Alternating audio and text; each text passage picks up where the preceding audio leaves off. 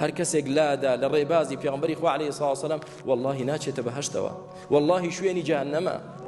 بە قسەی هیچ گومڕاکارێکیش مەخەڵەتێن بە ناوی عەلمانیەتەوە یا بە ناوی ئیسلامیەتەوە کە بێوێ لاددا لە سنەتی پێغەمبەری خوا عەلەیهی سڵاو وسەلام بە قسەی نەکەی پێی نەخەڵەتەی.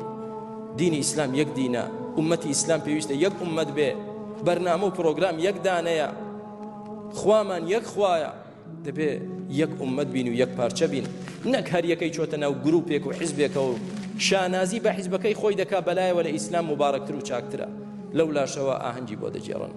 جا دەیبینین لە سبەیەوە چی دەکرێت و کامەی علمانی عیار 24 و دەرەجەیەکە بۆ فێڵکردن لە میلەت دەیبینی ئەو لە هەمووی زیاتر سینجی خۆی دەباتە پێشەوە لە خۆشەویستی پێغەمبەر صلی الله علیه و ئێمە ئاهەنگ دەجێڕن.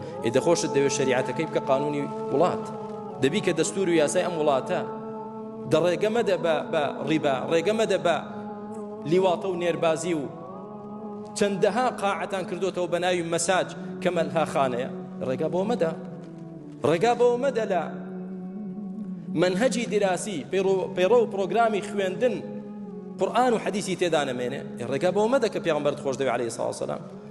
نەک ئەمڕۆ مناڵێکە جانتاکەی قرس دەکەن پێی هەڵناگیرێ ئەوەندە کتابەی تێدایە، ئەمەیان چییە؟ کوا قورئان پەیوەندی بە قورئانەوە، ئەمە قورئانی چی؟ ئەمە حەدیسی چی؟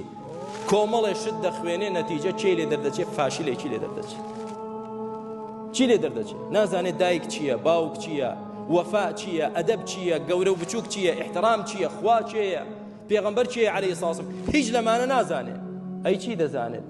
ئەوە دەزانێت کە سەرسام بێ بە حەضارەتی غەربی، ئەوە دەزانێت کە وردە وردە خۆی فێری ئینگلیزی کە کوڕە ئینگلیزی ئەزانی چەند مهمە تۆ فێری بی، ئەوە دەزانێت دەی بەشک و لە کولیە قانون وەریگرن، ئەمما شەریعەتی خوا، ئەمما دینەکەی خوا داما و هیچی لێ نازانێ و گەنجە. تەخەڕوجی کردو نوێشکردنی چی؟ وای لێ دێ نوێشکردن دواکەوتوییە.